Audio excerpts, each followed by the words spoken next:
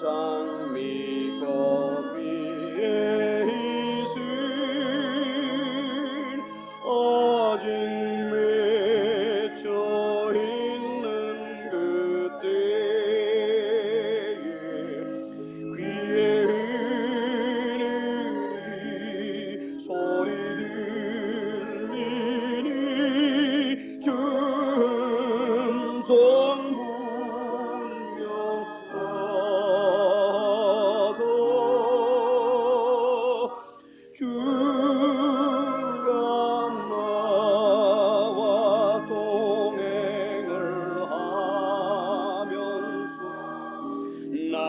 친구 삼으셨네. 우리 서로 받은 그 기쁨은 알 사람이 없도다.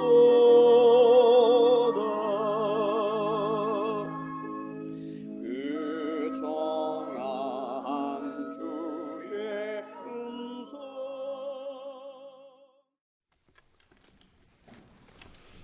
오늘 주시는 말씀 요한복음 16장 5절에서 8절까지 옵시다.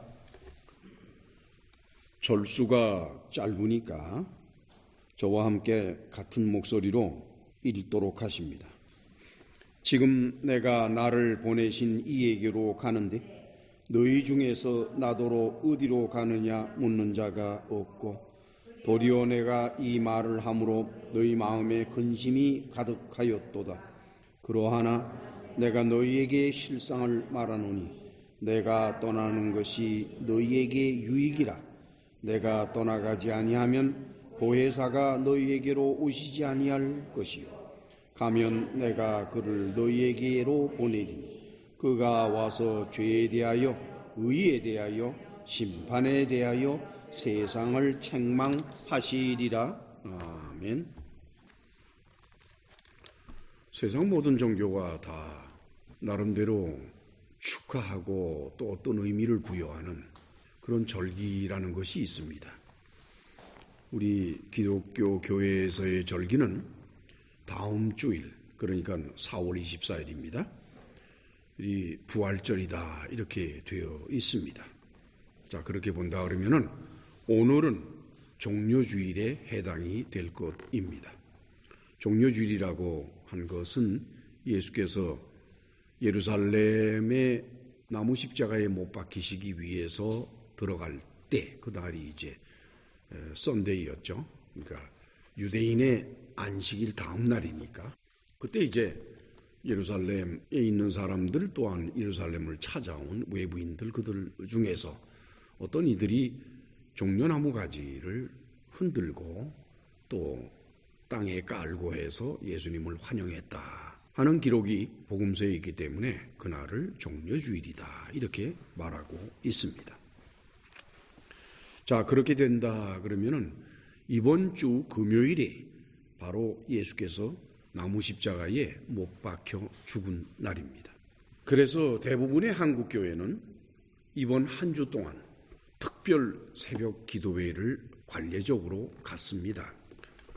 그런데 그 특별 새벽 기도회 때 모여서 무슨 기도를 할까? 저도 한국에서 목회할 때는 늘 그렇게 특별 새벽 기도회를 인도했었어요.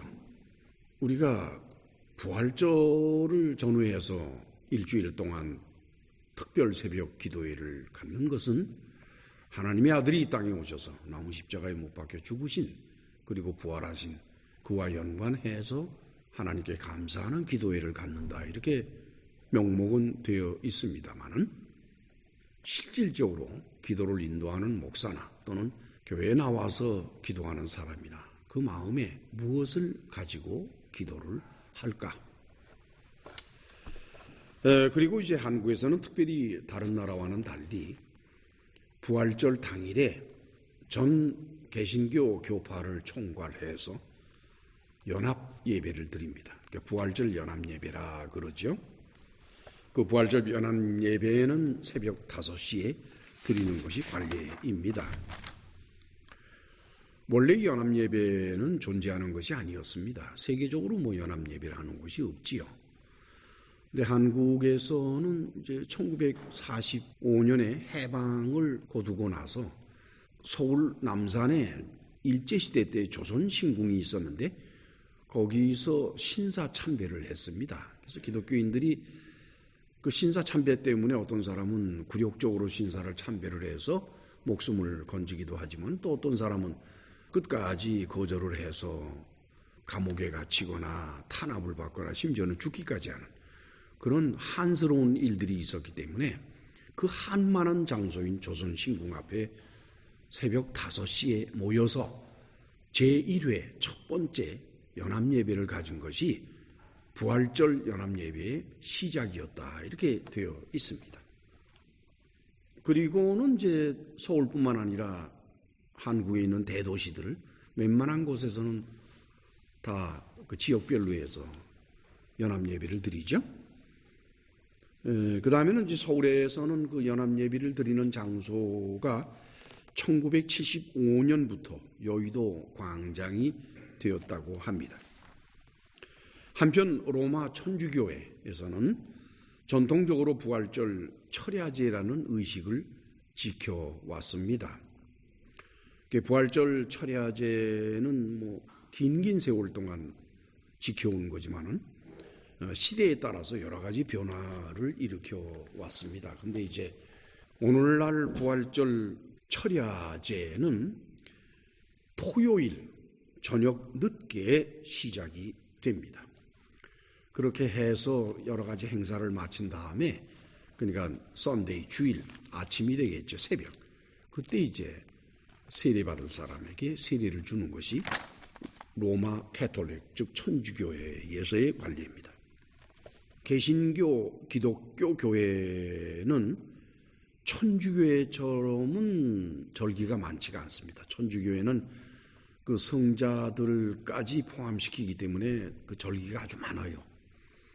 근데 우리 개신교회에서는 그렇게 많지가 않습니다만 관례적으로 절기들을 지키고 있는데 그 가운데에서 사회적으로까지 알려져 있는 즉 미국에서 같으면은 전 국민이 절기로서 지키는 것이 있습니다.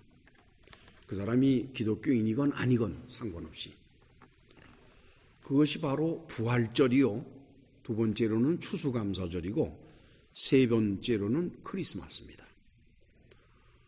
보통 이제 동네에 있는 건 말고 그 메이저 몰이라고 그래서 쇼핑몰을 크게 짓고서 그 안에다가 여러 가지의 가게를 도입시켜서 하고 있는 그런 메이저 몰에서는 1년 내내 그 몰을 열도록 돼 있으니까 거기에 들어간 사람들은 쉬는 날 없이 1년 내내 365일을 일을 해야 돼요.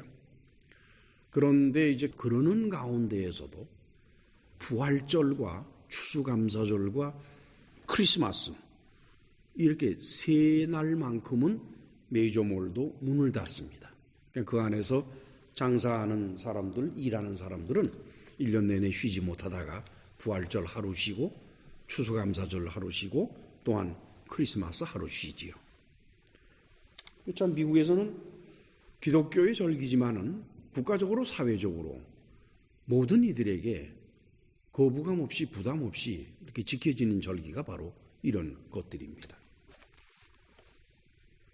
근데 참 아이러니컬하게도 장사하는 사람들, 물론 장사도 종류에 따라 다릅니다만 그런 사람들이 일컬어 1년 중에 대목이라, 즉 매상이 가장 많이 오르는 날로 해서 정해진 날이 바로 이 세 개입니다.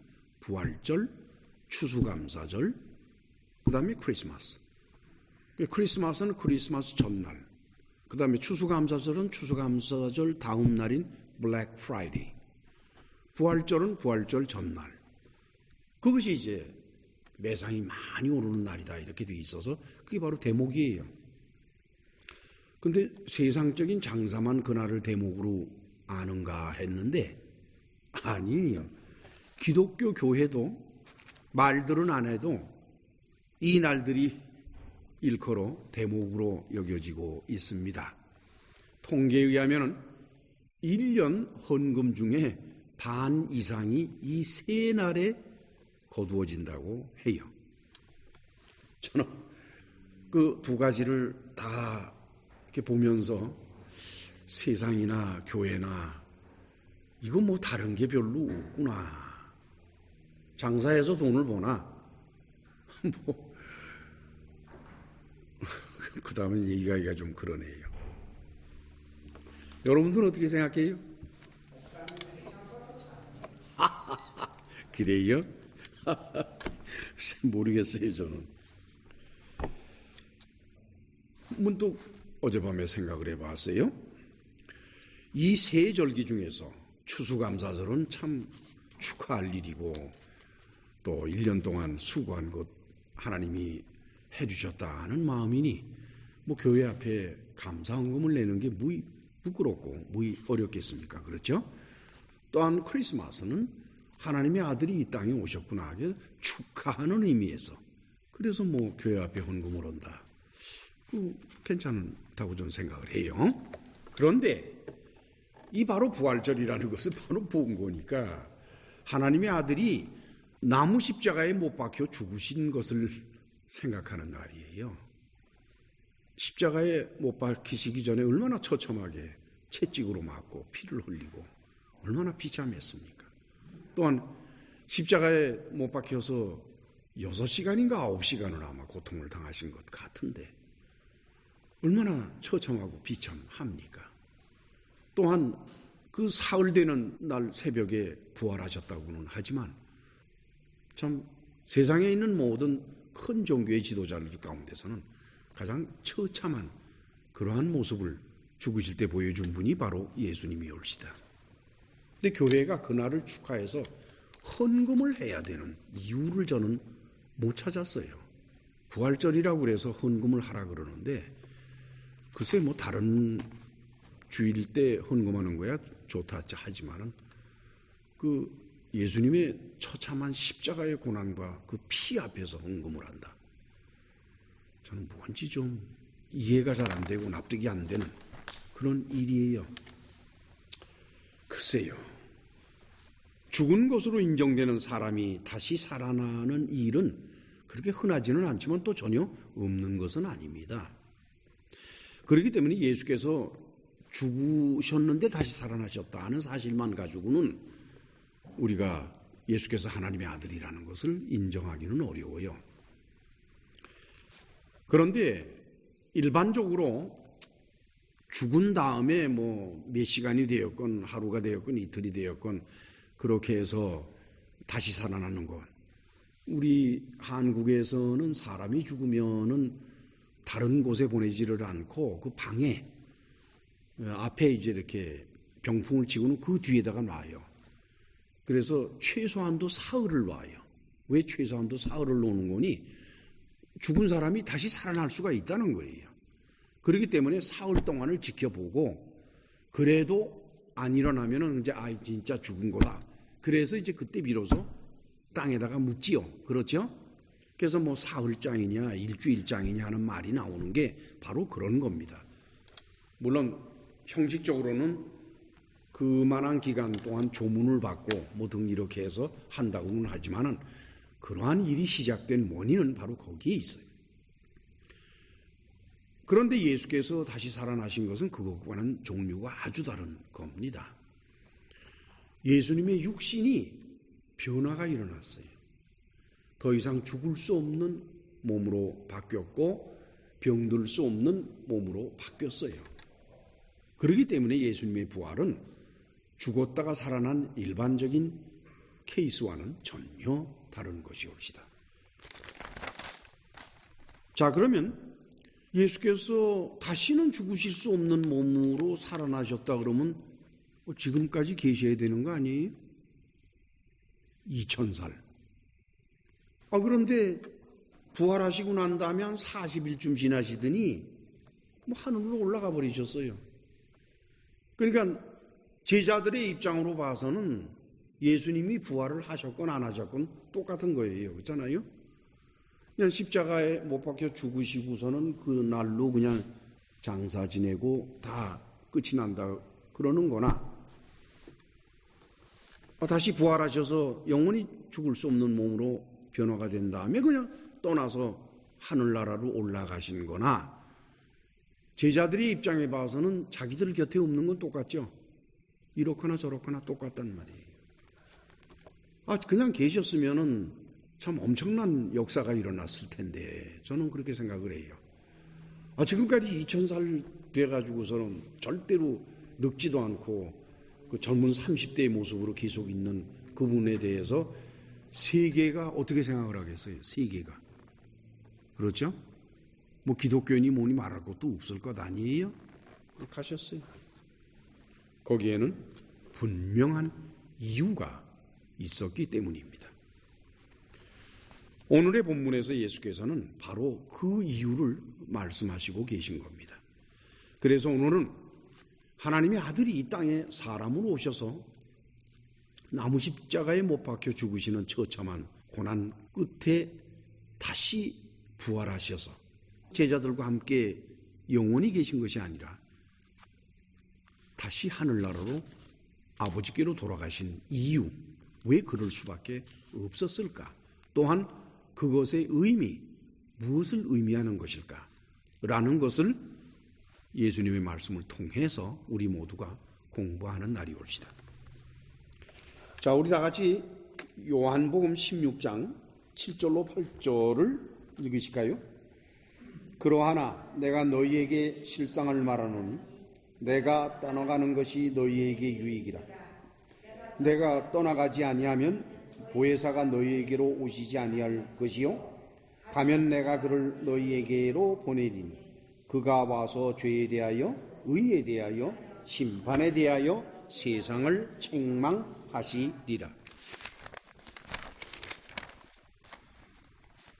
예수께서는 그러세요. 당신 자신이 아버지께로 돌아가야 보혜사 곧 파라클레토스가 올 수 있다는 겁니다.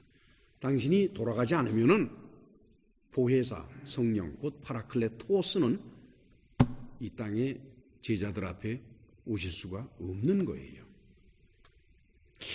왜 예수님도 여기 계시고 파라클레토스 보혜사도 오고 그래서 같이 계시면 안 될까? 그렇죠? 자, 그렇다면 하나님의 아들이 이 땅에 오셔서 하신 일과 파라클레토스 즉 보혜사 성령이 이 땅에 오셔서 하는 일이 똑같은 게 아닐 것이라는 거예요. 서로가 다르기 때문에 하나님의 아들은 하나님의 아들로서 하실 일을 하신 것이고 또 보혜사 성령이 하실 일이 성격이 다르기 때문에 그분이 그 일을 하시려면은 하나님의 아들은 다시 돌아가셔야 된대요. 리턴해야 된다는 거예요. 그렇죠? 이것을 아는 것은 우리에게 대단히 중요합니다, 여러분. 요즘 기독교 교회 안에 꽤 오래됐어요. 한 20, 30년 되나? 아마 그보다 더 됐을지도 모르겠습니다만 종교 혼합주의 같은 그런 기운이 많이 팽배해요. 다시 말하면 구원이라는 거를 꼭 기독교 교회만 있는 것은 아니고 불교에서도 있을 수 있고 이슬람교에서도 있을 수 있고 보편적으로 모든 종교에 다 구원이 있을 수 있다라고 말하는 겁니다. 혼합주의적으로 종교를 생각하는데 기독교 교회는 다른 모든 종교와는 비교가 되지 않는 아주 독특한 것이 있습니다. 그 바로 독특한 것이 기독교 교회를 다른 종교로부터 분리시킬 수 있는 거예요. 그것이 바로 오늘 우리가 배우고자 하는 바로 그것입니다. 그 비밀이 기독교라는 종교를 다른 모든 종교로부터 완전히 분리시켜버리고 별개의 것으로 보게 하는 차이점이 되는 거죠. 자, 이제 우리는 오늘의 본문을 통해서 그 모든 사연들을 살펴보도록 합시다. 자, 요한복음 16장 5절로 6절을 같이 읽으실까요? 지금 내가 나를 보내신 이에게로 가는데 너희 중에서 나더러 어디로 가느냐 묻는 자가 없고 도리어 내가 이 말을 함으로 너희 마음에 근심이 가득하였도다. 지금 예수께서는 목요일 저녁에 유대인들이 전통적으로 지켜온 유월절 만찬, 6월절이라고 하면 금요일이에요. 그런데 이제 이스라엘에서는 날짜 계산을 해가 지면은 이제 그 다음 날이 시작되는 거예요. 그러니까 해가 질 때로부터 밤을 지나 낮을 해서 다시 그 다음 해가 질 때까지가 하루의 개념입니다.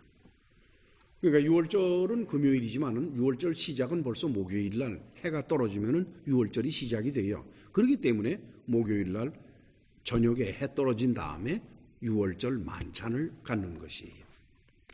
그 만찬을 예수께서 제자들과 함께 잡수시고 난 다음에 그 자리에서 제자들에게 참으로 많은 비밀을 말씀으로 밝혔죠. 그것이 바로 우리가 지금까지 쭉 강해온 요한복음의 본질입니다. 다른 어떤 복음서에서도 없는 오직 요한복음에만 기록되어 있는 이 놀라운 비밀이 바로 그 시간에 예수님 자신에 의해서, 하나님의 아들 자신에 의해서 전해지는 거예요. 그것이 뭔 거니까? 예수님 자신에 대한 비밀입니다. 예수님은, 즉 하나님의 아들은 그분 자신이 비밀이에요. 그러면서도 그분이 가지고 있는 많은 것들이 또한 비밀인 겁니다. 사도 바울은 예수님을 하나님의 비밀이라고 아주 단적으로 말하고 있어요. 즉 예수님은, 즉 하나님의 아들은 이스라엘 민족에게 감추어져 있던 하나님의 비밀이라고 하는 거예요. 만약에 하나님의 아들이 하나님의 비밀이 아니었다면은 지난 주간에 우리가 살펴본 바와 마찬가지로 이스라엘 민족이 그것을 몰랐을 리가 없습니다. 근데 그것이 비밀로서 감추어져 있었기 때문에 유대인들은 총체적으로 예수께서 하나님의 아들이신 것을 인정을 안 했고 몰랐던 거예요.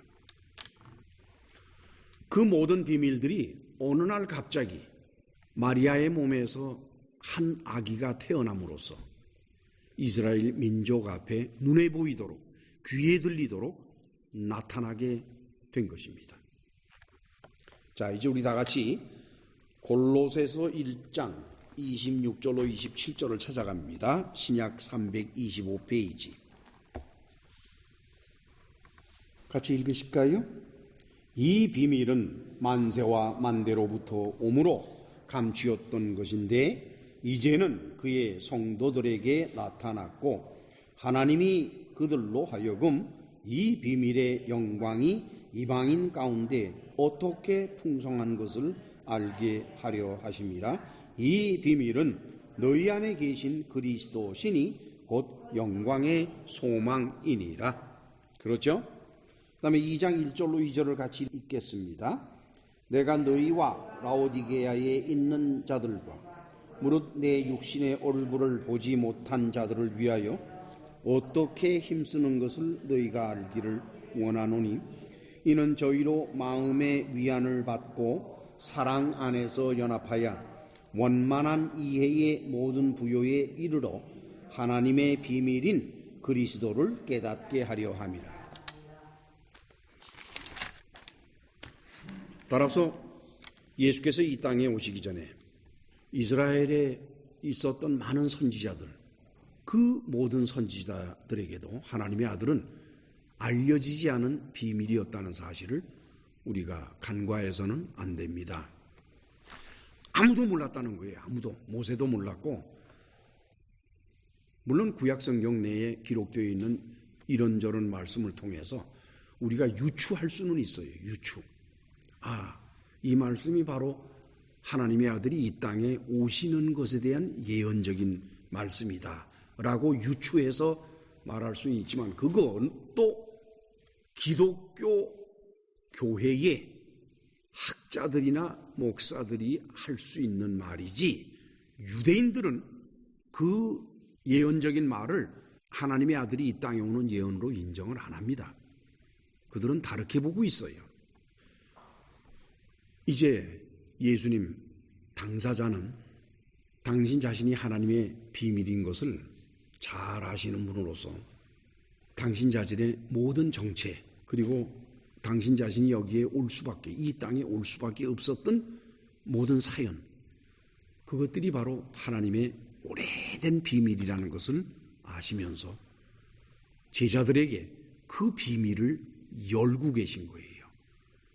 지난주에도 우리는 그걸 살펴봤고 저지난주에도 살펴봤고 14장, 15장 계속해서 우리는 그 비밀을 하나씩 살펴왔습니다. 그런데 오늘 예수께서는 제자들에게 뭐라고 말씀하시는 거니? 하나님의 비밀인 당신이 이 세상에 나타나서 영원토록 같이 제자들과 있는 것이 아니라 오히려 당신은 다시 돌아가고 그 대신에 보혜사 성령이 와서 당신에 대한 증인 역할을 하게 될 것이다 라고 제자들에게 말씀을 하시고 계세요. 이거는 예수께서 그동안 3년 반 동안 또는 3년 동안 그 정확한 날짜 계산은 확실치가 않습니다만 그 기간 동안 제자들과 지내면서 이에 관한, 즉 보혜사 성령에 관한 말씀은 한 번도 한 적이 없어요. 한 번도. 이제 마지막 순간에 조금 있으면 유대인들의 제사장들, 그들에게 체포되는 그 바로 직전 처음으로 보혜사 성령에 대한 비밀을 지금 말씀하고 있는 거예요. 그런데 문제는 제자들이 예수님의 말씀을 듣기는 듣는데 깨닫지를 못하고 있는 거예요. 글쎄요. 뭐 많은 경우에 그렇죠. 시간이 지나고 나서 깨닫는 경우가 뭐 종종 있습니다. 본문의 16장 5절로 6절을 다시 살펴보면은 지금 내가 나를 보내신 이에게로 가는데 너희 중에서 나더러 어디로 가느냐 묻는 자가 없고 도리어 내가 이 말을 함으로 너희 마음에 근심이 가득했다. 예수께서는 제자들이 당신의 말씀에 대한 아무런 깨달음이 없는 것을 보시면서 그걸 지적하는 거예요. 그런데 사실은 예수께서는 앞서에서 이미 당신의 계획을 밝혔습니다. 그날 6월절 만찬이 끝난 후 그 자리에서 예수께서는 그 말씀을 벌써 하셨어요. 근데 제자들은 들은 그 말씀을 잊어버렸는지 생각을 못했는지 그냥 지금 이렇게 보면은요 그 분위기가 예수님이 생각하시는 것하고 말씀하시는 것과 제자들이 생각하는 것과 듣는 것이 달라요. 같지가 않아요. 우리 다 같이 요한복음 14장 16절로 20절을 찾아갈까요? 자, 거기에 16절에서 19절까지 같이 읽으실까요? 내가 아버지께 구하겠으니 그가 또 다른 보혜사를 너희에게 주사 영원토록 너희와 함께 있게 하시리니 저는 진리의 영이라 세상은 능히 저를 받지 못하나니 이는 저를 보지도 못하고 알지도 못함이라. 그러나 너희는 저를 아나니 저는 너희와 함께 거하시며 또 너희 속에 계시겠습니다. 내가 너희를 고아와 같이 버려두지 아니하고 너희에게로 오리라.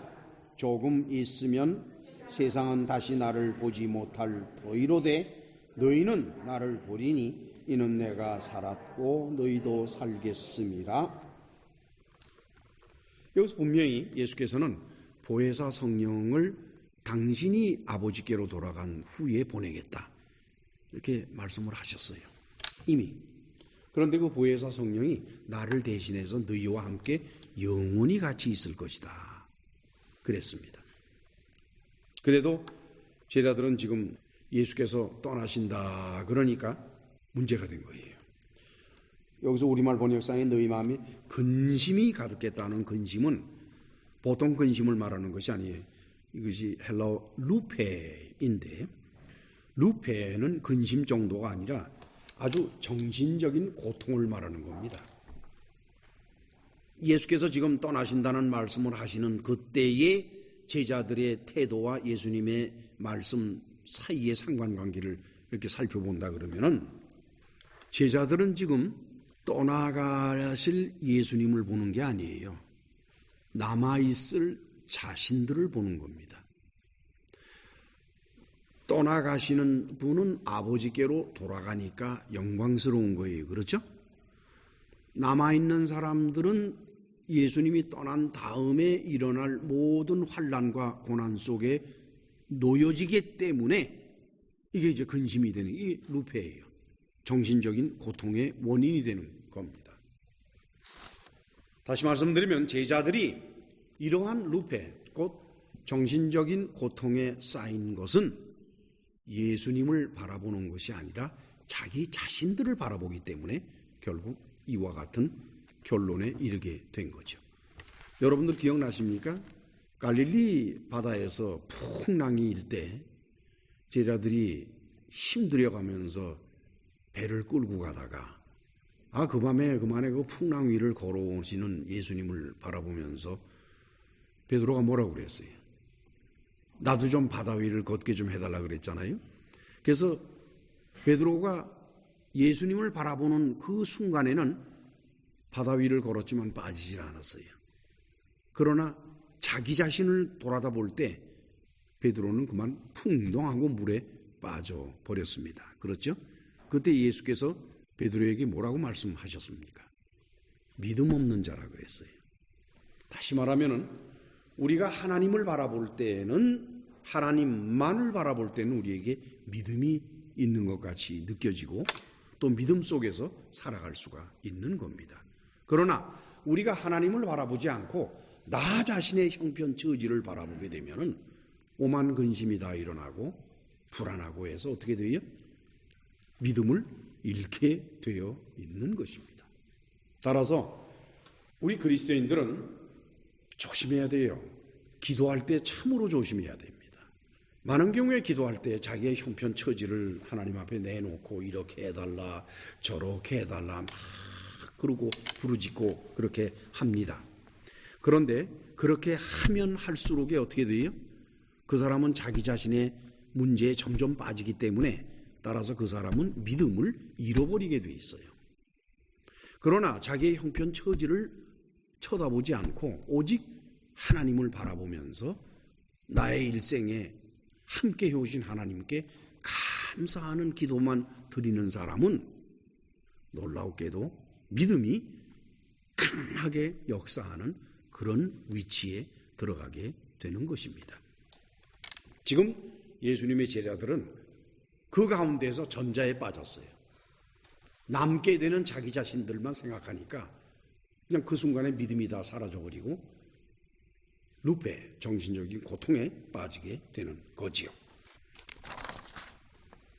이제 제자들은 예수님이 떠난 후 남겨질 자신들에게 예수께서 늘 말씀하셨듯이 많은 고난이 닥쳐올 것을 보고 있는 것입니다. 그래서 고통스러운 마음을 갖게 되죠. 그러나 이러한 정신적인 고통은 인위적인 위로나 또는 다른 방법으로 해결될 수는 없습니다. 그래요. 일단은 마음이 주님을 바라보다가 내 현실을 바라보게 되면 일단 머리를 숙였기 때문에 다시 쳐들 수는 없어요. 힘듭니다. 그래서 이렇게 숙일 때 어떻게 하면은 그 어려운 마음의 고통에서 벗어날 수가 있을까? 제자들이 지금 떠나가는 주님을 바라보지 않고 남겨질 자기 자신들이 바라보는 순간에 루페, 정신적인 고통에 빠지게 되었는데 그 정신적인 고통에서 헤어나려면 방법은 딱 하나밖에 없다는 거예요. 그게 바로 뭔거니까 왜 자기들이 남겨져야 되는지 그 이유를 알면 된다는 거예요. 그러면은 그 문제에서 벗어날 수 있다는 것입니다. 그렇지 않나는 그 고통은 사라지지를 않습니다. 그거는 이 12제자들 뿐만 아니라 지난 2000년 세월 그리고 오늘을 살고 있는 기독교인들, 모든 그리스도인들에게도 저는 똑같이 적용이 된다라고 봅니다. 하나님만을 바라보며 어떠한 역경도 잘 감당하면서 살아오다가 어느 순간에 자기 자신이 처한 곤란한 입장에 눈이 돌려서 푹 빠져버렸을 때 그 사람은 보통 방법으로는 그 구렁텅이에서 헤어나오지를 못합니다. 단 한 가지 방법이 있는데 그건 뭐냐? 왜 내가 남겨져야만 되느냐? 왜? 그렇죠? 그것을 깨닫게 되는 게 바로 거기서 헤어져 나올 수 있는 길이라고 하는 겁니다. 자, 그러면 그것을 우리 제자들에 대해서 살펴보도록 합니다. 예수께서는 그러시는 거예요. 14장 28절, 요한복음 14장 28절, 그래서 이렇게 말씀하십니다. 같이 읽으실까요? 내가 갔다가 너희에게로 온다 하는 말을 너희가 들었나니 나를 사랑하였다면 나의 아버지께로 감을 기뻐하였으리라. 아버지는 나보다 크심이니라. 예수께서는 그렇게 말씀하시는 거예요. 제자들이 깨닫지 못했기 때문에 지금 정신적인 고통에 빠져 있지만은, 만약에 그것을 깨닫는다라 그러면은 예수께서 떠나시는 것이 그들에게 오히려 기쁨이 된다는 거예요. 기쁨이. 자, 이제 예수께서는 깨달음 없이 정신적으로 고통을 느끼며 불안해하고 힘들어하는 제자들 앞에서 당신이 떠나가셔야만 되는 이유를 설명하고 왜 너희들은 여기에 남아 있어야 되는지 그 이유를 설명을 해 주십니다. 자, 볼까요? 본문으로 돌아와서 요한복음 16장 7절을 같이 읽으실까요? 그러하나 내가 너희에게 실상을 말하노니 내가 떠나가는 것이 너희에게 유익이라. 내가 떠나가지 아니하면 보혜사가 너희에게로 오시지 아니할 것이요 가면 내가 그를 너희에게로 보낼 것이다. 그러셨어요. 여러분, 하나님의 세계는 영원한 것입니다. 그러나 우리 인간이 살고 있는 이 세상과 또한 우리가 바라보고 있는 이 우주는 시간이 지배하는 세계입니다. 하나님의 세계는 시간이 결코 지배할 수 없는 시간을 초월한 영원한 세계이고, 우리가 숨쉬고 살고 있는 이 세상은, 그리고 우리가 바라보고 있는 우주는 시간의 지배를 받고 시간의 제약을 받는 세계인 것입니다. 따라서 우리 인간에게는 시간의 흐름이라는 게 있어요. 그것을 뭐라고 말하는 거니? 역사라 그럽니다. 우리 인간에게는 역사가 있어요. 하나님에게는 역사가 있을 수가 없지요. 왜냐? 하나님에게는 시간이 없기 때문에 모든 것이 한 평면 위에 다 놓이는 거니까. 그러니까 역사라는 고리고리 이어져가는 흐름이 있을 수가 없지요. 그러나 우리 인간에게는 역사가 있는 겁니다. 하나님의 아들은 영원 속에 계셨습니다. 영원 속에 계셨었어요. 그러다가 어느 날 갑자기 역사 속으로 들어오셨어요.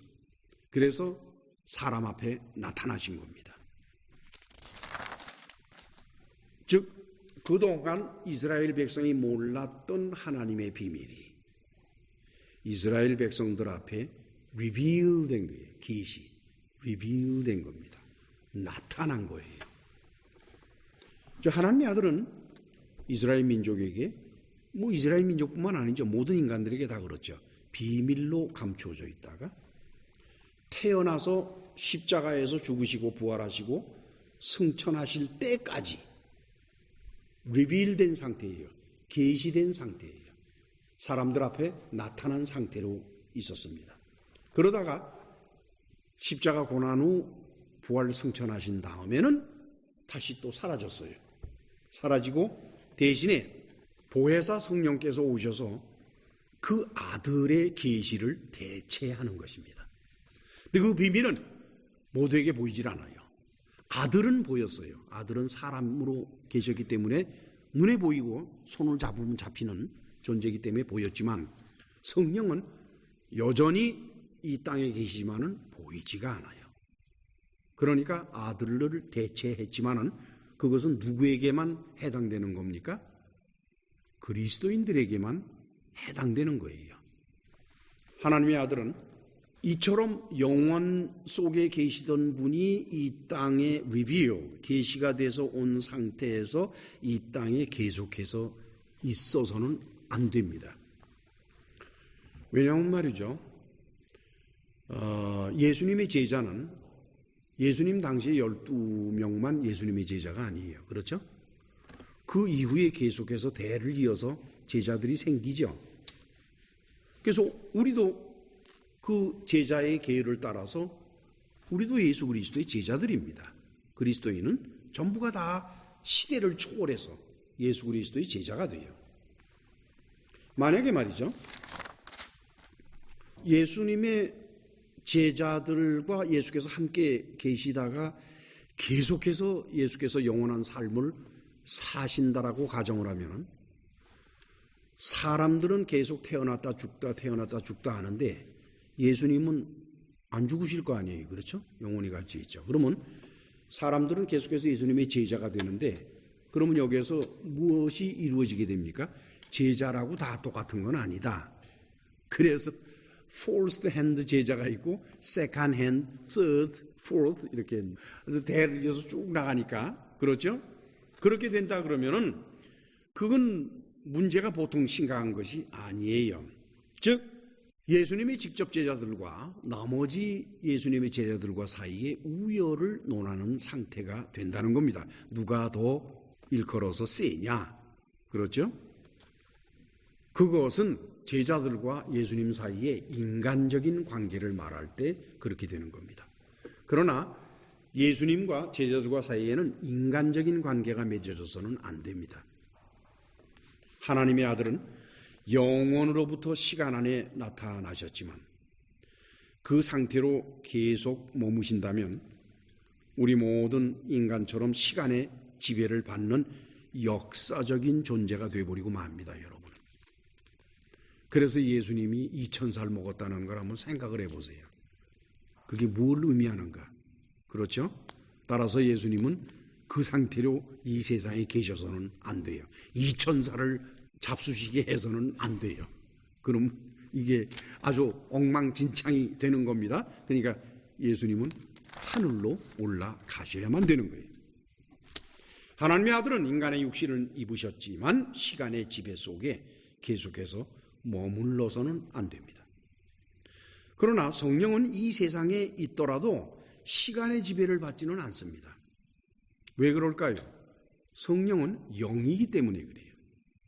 그러나 예수님은 인간으로서 세상에 태어나셨기 때문에 따라서 도리 없이 시간의 지배를 받으니까 예수님이 시간의 지배에서 벗어나려면 방법은 딱 하나, 아버지께로 돌아가야만 되는 거예요.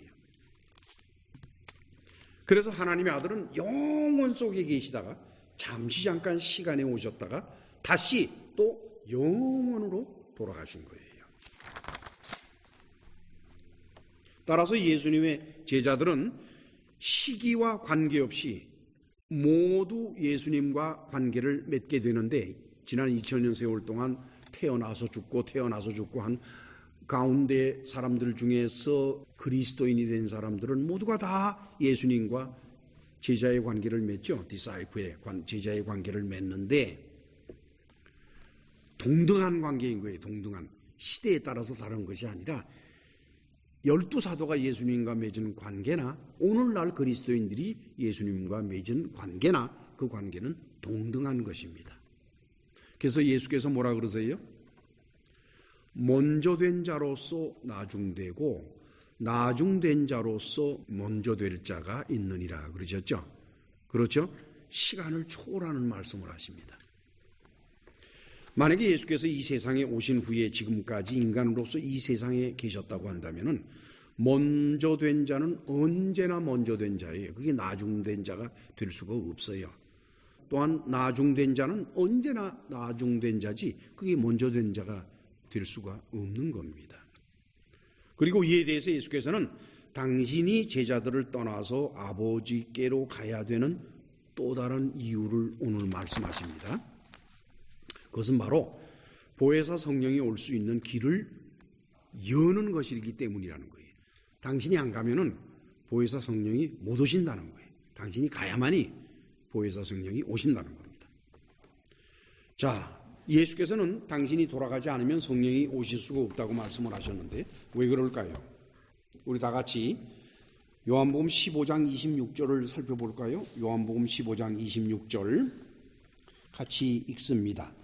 내가 아버지께로서 너희에게 보낼 보혜사 곧 아버지께로서 나오시는 진리의 성령이 오실 때에 그가 나를 증거할 것이라 그러셨어요. 여기서 뭐라고 그러는 거니? 내가 아버지께로서 너희에게 보낼 그랬어요. 그러니까 에고, 펜포, 휘민, 파라토우, 파트로스.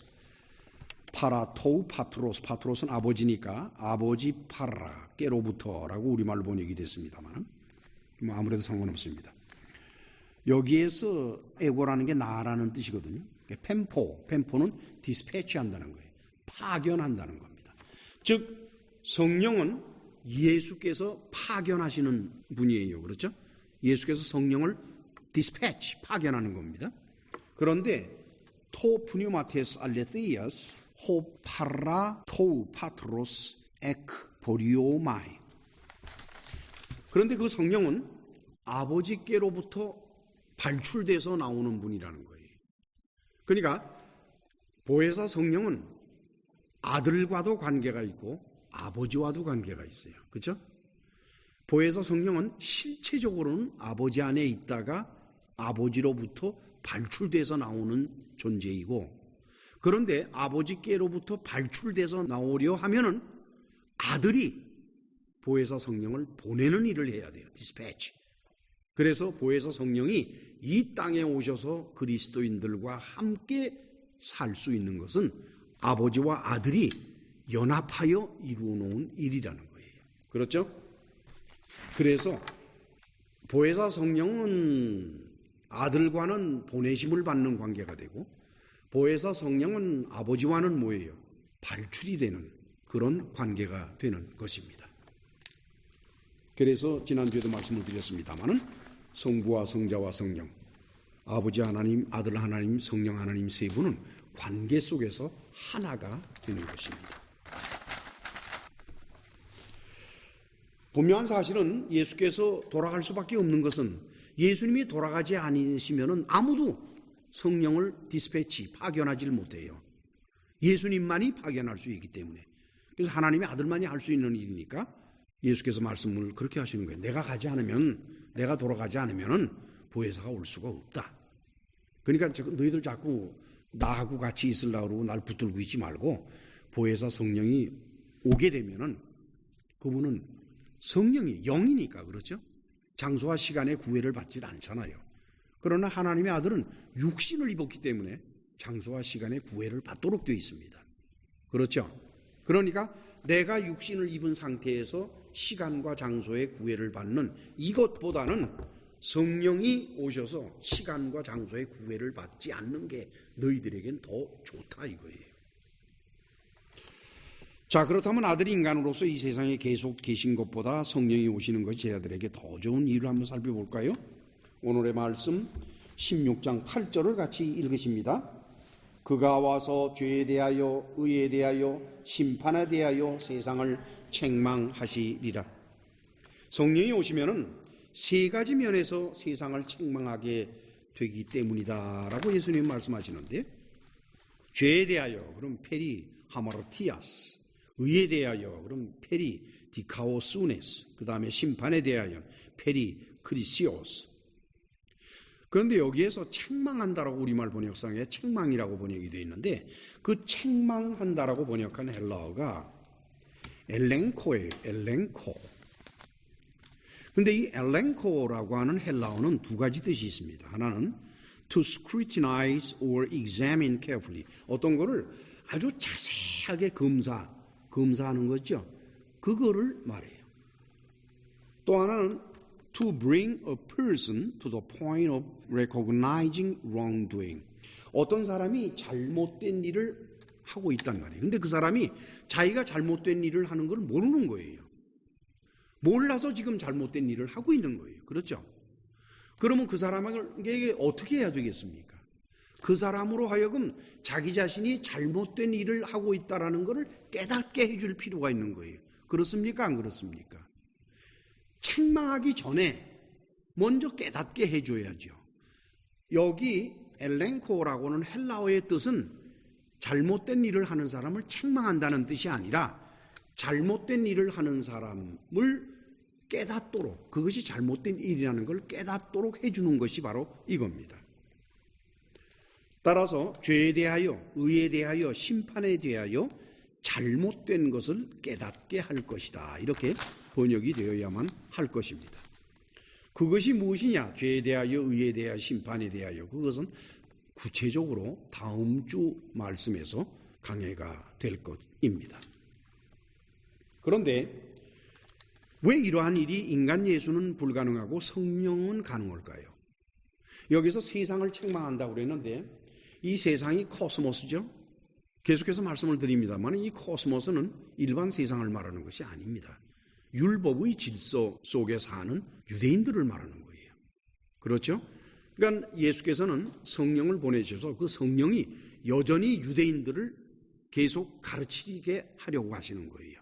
그들이 잘못된 것을 깨닫게 해주려고, 그 벌을 주고 책망하고 그러기 전에 그들이 잘못 생각해서 하나님의 아들을 십자가에 못 박혀 죽이고 또 이런 등등 여러 가지를 하는 것을 바로잡아 주려고 성령께서 오셔서 하신단 말이에요. 그게 실제로 어떻게 됐습니까? 예수께서 십자가에 못 박혀 죽으시고 부활하시고 40일을 제자들과 함께 있다가 승천하신 후에 이제 비로소 성령께서 오셨죠. 오셔서 제자들을 강건하게 해줬잖아요. 그때 무슨 역사가 벌어졌습니까? 얼마나 많은 유대인들이 회개하고 주님께로 돌아왔습니까? 그 일을 누가 하셨냐 이게? 그 일을 바로 성령께서 하셨다는 거예요. 즉 아무것도 모르든 또는 뭘 알든 잘못 알고 살아가던 사람들이 어느 날 예수님을 향해서 마음이 열리고 그렇게 해서 예수님을 믿게 되는 그 모든 것들은 배후에 성령께서 일하시기 때문에 가능한 일이라는 거예요. 아니 근데 예수님도 말씀을 잘하시고 그렇잖아요. 설득력이 좋은 분 아니에요. 복음서를 읽어봐요. 얼마나 예수님 말씀 잘하시나. 그런데 성령께서 오셔서는 소리 소문 없이 처리해 나갈 일을 왜 예수님은 못 돕니까?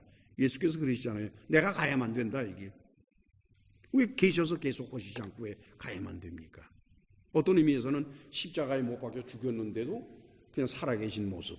그 다음에는 실제로 와서 뭐 칼로 찌르고 뭐 독을 먹이고 오만 짓을 다 해도 절대로 껐떡도 안 하는 몸을 가지신 분. 그렇게 하면 더 설득력이 있을 것 같은데. 그런데 예수님이 지금 그러시네요. 왜 그랬을까요? 여러분, 예수님은 유대인들이 당신을 미워했다 그래요. 미워하면은요, 금과 옥조 같은 말을 해도 사람들은 듣지를 않습니다. 그 여러분들이 잘 아시죠? 미운 사람의 말은요, 참 그것이 얼마나 바르고 정확해도 안 믿어요.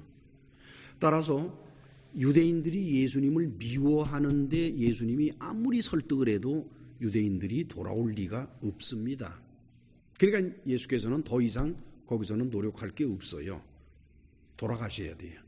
그러면은 성령은 오셔서 눈에 보이지 않게 역사하시니까, 그러니까 미움을 가진 자들도 그 미움의 대상이 사라져 버렸으니까 그렇죠. 그들도 자연스럽게 진리를 향해서 마음 문을 열 수 있게 된다는 거예요. 자, 그러면 말이죠. 우리 다 같이 요한복음 15장 26절에서 27절 다시 같이 읽어볼까요? 내가 아버지께로서 너희에게 보낼 보혜사 곧 아버지께로서 나오시는 진리의 성령이 오실 때에 그가 나를 증거하실 것이요 너희도 처음부터 나와 함께 있었으므로 증거하느니라. 여기에 이제 해답이 있네요. 성령께서 사람마다 다니면서 정신 귀에다 대고서 뭐라고 말씀을 하신다는 뜻이 아닙니다. 반드시 사람은 사람에게서 귀로 말을 들어야 돼요. 그러니까 예수님을 증거하는 1차적인 증거를 하는 사람은 누굽니까? 예수님의 제자들. 예수님의 제자들은 사람이 들을 수 있는 말로 예수님을 증거해요. 그런 상태에서 성령께서는 영으로 제자들의 말을 듣는 사람의 마음을 움직이십니다. 그렇게 해서 예수님을 증거하는 거예요. 그렇죠? 즉 제자들의 전도를 깨닫게 하고 받아들이게 하는 역할을 하는 것이 성령이 하시는 일이다. 이것을 사도 바울은 다음과 같이 설명을 합니다. 고린도전서 12장 3절을 찾아갑니다. 278페이지. 같이 읽으실까요? 그러므로 내가 너희에게 알게 하노니 하나님의 영으로 말하는 자는 누구든지 예수를 저주할 자라 하지 않고 또 성령으로 아니하고는 누구든지 예수를 주시라 할 수 없느니라. 즉 예수님의 제자들이 말로 하는 것에 인간적인 설득을 당해서는 예수를 주님이라고 부를 수가 없다는 거예요. 반드시 배후에 성령께서 역사가 있어야만이 그렇게 된다는 것이 사도 바울의 주장입니다. 한편 성령은 오셔서 제자들에게 어떻게 하시나요? 두 가지를 하신다라고 봅니다. 우선 요한복음 14장 26절을 바라보게 되면은 같이 읽으실까요? 보혜사 곧 아버지께서 내 이름으로 보내실 성령 그가 너희에게 모든 것을 가르치시고 내가 너희에게 말한 모든 것을 생각나게 하시리라. 예수님의 가르치심을 생각나게 하면서 동시에 뭡니까? 더 많은 것을 깨닫게 한다는 거예요. 근데 이것은 비단 12제자에게만 일어나는 일이 아닙니다. 그로부터 지난 2000년 세월 동안 신실한 그리스도인들에게는 성령께서 항상 이와 같은 일을 해 오신 겁니다. 그 다음에 두 번째는 뭘까요? 사도행전 1장 8절 같이 읽으실까요? 오직 성령이 너희에게 임하시면 너희가 권능을 받고 예루살렘과 온 유대와 사마리아와 땅끝까지 이르러 내 증인이 되리라 하시니라. 이 전도라고 하는 것에 대한 권능을 받게 된다는 것입니다. 물론 이것은 모든 경우에 다 적용시킬 수는 없어요. 그러나 그 당시 예수님을 따르던 제자들의 입장을 생각한다 그러면은 이 권능은 절대적으로 받아야 돼요. 왠고니까 당시 자기들이 믿고 따르던 선생님은 떠나시고 없잖아요, 이제. 그죠? 떠나시고 난 다음에 고아처럼 버려진 입장에서 또 버려진 정도가 아니라 유대인들이 조직적으로 죽이려 하고 핍박을 하려고 하는 그런 여건 하에서 담대하게 예수 그리스도를 전할 수 있는 것은 무언가 힘을 받아야만 됩니다. 그래서 성령께서는 그 권능을 이들에게 주시게 된다는 거예요. 물론 오늘날도 외진 곳에 또는 아주 핍박이 많은 곳에 그리스도의 복음을 들고 가서 전하는 사람들에게는 똑같이 이 성령이 주시는 권능이 여전히 필요한 것입니다. 이처럼 성령께서는 하나님의 아들이신 예수 그리스도를 대신해서 이 세상에 계시면서 지금껏 예수 그리스도를 믿는 자들 안에서 끊임없이 하나님의 말씀을 깨달을 수 있도록 인도하시고 또 복음의 말씀이 올바로 전해질 수 있도록 그리스도인들에게 권능을 주시고 계시다고 하는 것입니다.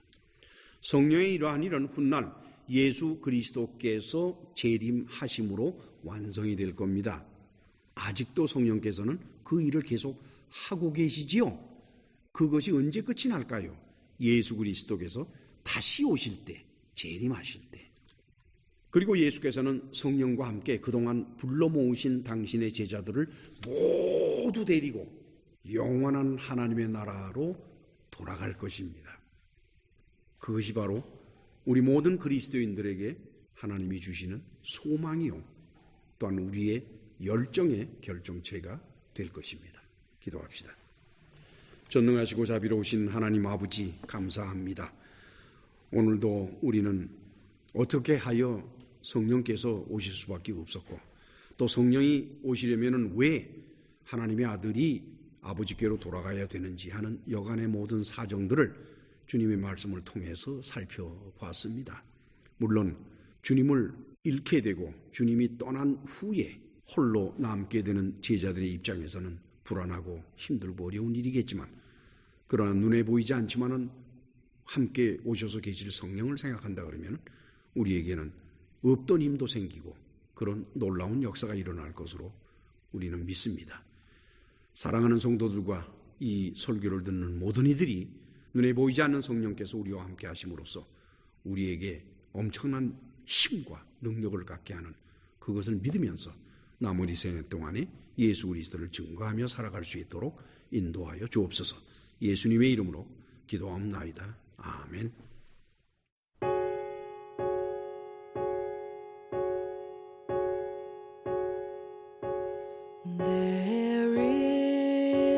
a fountain filled with blood drawn from Emmanuel's veins, and sinners plunged beneath that flood lose all their guilty stains,